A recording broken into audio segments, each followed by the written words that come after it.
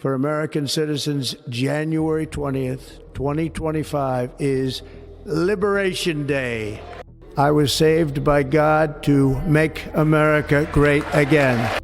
History is made today as Donald J. Trump takes the oath of office as the 47th President of the United States. A moment filled with hope, determination, and the promise of a renewed American spirit. And we will not fail. From this day on, the United States of America will be a free, sovereign, and independent nation. The world watches as a new chapter begins, a chapter of ambition, strength, and unity. With a focus on rebuilding the nation and reclaiming the American dream, this day marks the dawn of bold leadership and transformative change. Our liberties and our nation's glorious destiny will no longer be denied. Join us as we take you through the moments that define this historic event and explore what lies ahead for America. Donald Trump was sworn in as the 47th President of the United States on Monday, January 20th, 2025. The inauguration ceremony took place in the rotunda of the U.S. Capitol in Washington, D.C., a change from the traditional outdoor setting due to harsh weather conditions. At first, prominent political figures, Supreme Court justices, members of Congress, and former presidents arrived in the U.S. Capitol rotunda, the venue for the ceremony. Guests were greeted with patriotic music performed by the military band. Welcome to the 60th presidential inauguration. The ceremony began with a speech by Senator Amy Klobuchar, setting the tone for the historic occasion with her thoughtful and unifying remarks. In her Amy speech, Klobuchar expresses gratitude for the inaugural ceremony committee, Capitol staff, and law enforcement for their dedication. The theme of the ceremony is Our Enduring Democracy, symbolizing nearly 250 years of democracy. The speech acknowledges the presence of past presidents, vice presidents, and Supreme Court justices, emphasizing the importance of upholding the Constitution and the values of freedom, liberty, and equal justice. The speaker underscores the role of ordinary citizens in shaping the nation.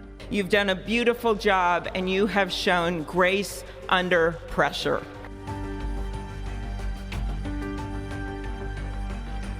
Then, before the president's oath, Vice President James David Vance was sworn in by a Supreme Court justice, reaffirming his role in the administration. That I will support and defend the Constitution of the United States. That I will support and defend the Constitution of the United States. After that, Donald Trump was sworn in by Chief Justice John Roberts. He recited the 35-word oath as required by the U.S. Constitution. I, Donald John Trump, do solemnly swear that I will faithfully execute the office of President of the United States and will, to the best of my ability, preserve, protect, and defend the Constitution of the United States. So help me God. Following this, artillery guns were fired in his honor, marking the beginning of his presidency. In his inaugural address, President Trump outlined his vision for America's future, emphasizing a return to national pride and sovereignty.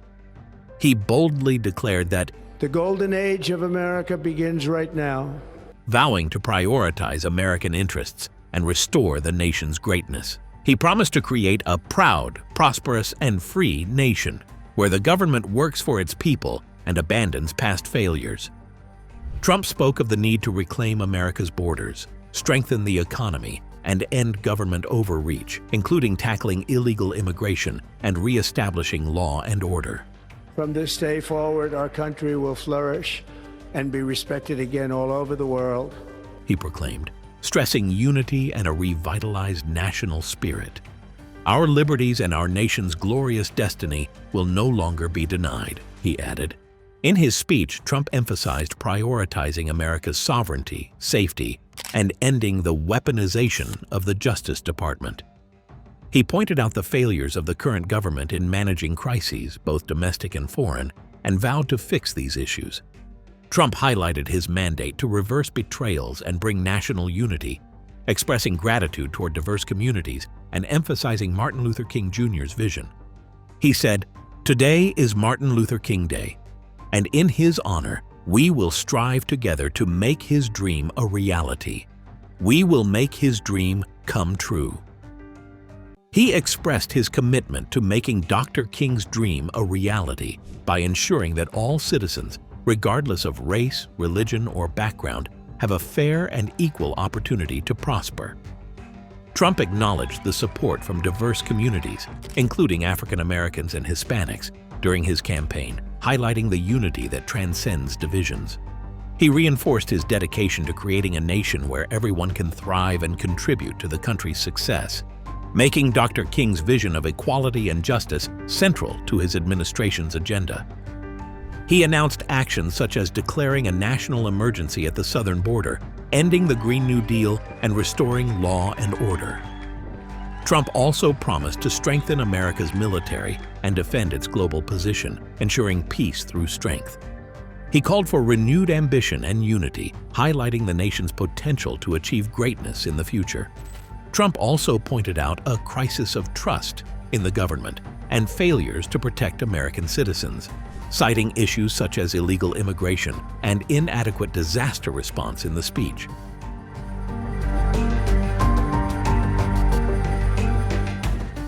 He also criticized the radical and corrupt establishment that, according to him, had misused power and wealth at the expense of ordinary citizens. Trump pledged to reverse these trends, promising, Our liberties and our nation's glorious destiny will no longer be denied. Addressing economic concerns, Trump promised to combat inflation and rising energy costs by declaring a national energy emergency. He vowed to restore America's automotive legacy by revoking the electric vehicle mandate. "You will be free to buy the car of your choice," he assured the American people. Reflecting on personal challenges, Trump shared a poignant moment. "Just a few months ago, an assassin's bullet ripped through my ear," he revealed, attributing his survival to divine intervention. I was saved by God to make America great again. In his speech, Donald Trump criticized the inefficiency of the U.S. government in addressing critical issues, particularly in times of national crises. He highlighted how the government has focused on defending foreign borders at the expense of protecting its own. We have a government that has given unlimited funding to the defense of foreign borders, but refuses to defend American borders or, more importantly, its own people, signaling a fundamental failure in domestic policy priorities. He further illustrated his point with specific examples of government neglect, particularly during natural disasters.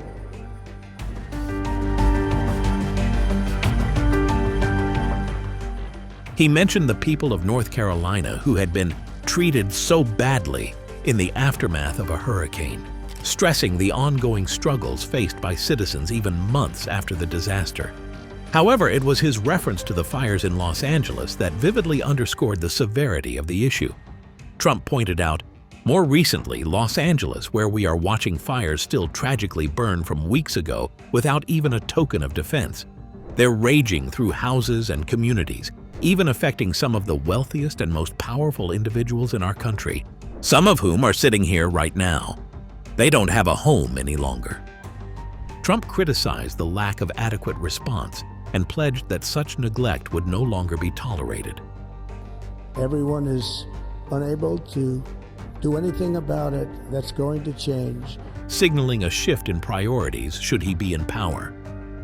Through these examples, Trump painted a picture of a government unable or unwilling to address the urgent needs of its own people while directing resources elsewhere. His call to action was clear. The time for change had come, and his administration would ensure that basic services, such as disaster response, would no longer be overlooked in favor of foreign interests. The theme of restoring order and putting American citizens first was central to his message, laying the groundwork for his vision of a renewed, responsive government. He declared January 20th, 2025 as Liberation Day for American citizens. He ended his speech by adding, "The United States of America will remain free, sovereign, and proud." and we will not fail. From this day on, the United States of America will be a free, sovereign, and independent nation. We will dream boldly and live proudly because we are Americans. Thank you, and God bless America.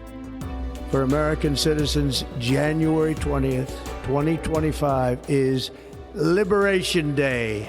In his election campaign, Trump successfully built a multi-ethnic working-class coalition, gaining support from Latinos, African Americans, and young adults. His focus on appealing to the Republican base and maintaining unity was pivotal, which helped solidify his support among U.S. citizens. As for Trump's rival, Kamala Harris, the Democratic candidate in the 2024 election, lost to Donald Trump due to a range of factors that ultimately weakened her campaign. One of the major hurdles she faced was inheriting President Biden's unpopularity, particularly on critical issues like inflation and immigration. These issues dominated public discourse and negatively impacted her chances, as many voters saw her campaign as a continuation of policies they disapproved of under Biden. Harris placed a strong emphasis on reproductive rights, hoping to galvanize female voters, but this focus failed to mobilize enough support from women and did not have a significant impact on male voters either. Her closing argument, which painted Trump as a threat to democracy, lacked effectiveness, as many Republicans and independents perceived Harris and the Democrats as a greater threat to the nation's stability. He openly says that he is, quote, proud that he overturned Roe v. Wade. Proud. Proud. Moreover, Harris made several strategic missteps, including not distancing herself from Biden and failing to establish a clear, distinctive political profile. Her inability to address inconsistencies in her stance on key issues left her vulnerable to Trump's attacks. Furthermore, her initial avoidance of media interviews and reliance on scripted talking points painted a picture of someone unprepared and lacking authenticity, further hurting her public image. In addition, Harris struggled to present fresh ideas or connect with a wide array of voters. As a result, she was unable to capture the enthusiasm needed to defeat a formidable opponent like Trump, leading to her eventual defeat in the 2024 election. As President Trump steps into this new chapter, he carries the weight of the promises made during his campaign. The future is uncertain, and many are waiting to see how he will balance the bold goals he set with the everyday realities of people's lives. The idea of imposing heavy tariffs sounds simple, but it comes with the risk of raising costs for families who are already struggling to make ends meet. His promises of quickly resolving conflicts in Ukraine and the Middle East are hopeful. I will end the war in Ukraine, I will stop the chaos in the Middle East, and I will prevent World War III from happening. But the world doesn't always move that quickly, and his efforts to reduce America's global involvement will need to be carefully managed. Then there's the delicate issue of immigration. His plans to deport millions have sparked passionate reactions, and while his intentions might come from a place of restoring order, the consequences could be far-reaching, especially when considering the diverse communities that have supported him. We have a government that has given unlimited funding to the defense of foreign borders, but refuses to defend American borders or, more importantly, its own people. Ultimately, the path ahead is filled with both potential and risk. If the expectations he set aren't met, it could not only affect him but also the future of the nation. People are watching closely, hoping for leadership that brings unity and progress. The journey ahead may shape the legacy of his presidency, as well as the trust placed in him by those who believed in change. Thank you all for being here to witness this historic moment. As President Trump has outlined, we stand on the threshold of a new golden era.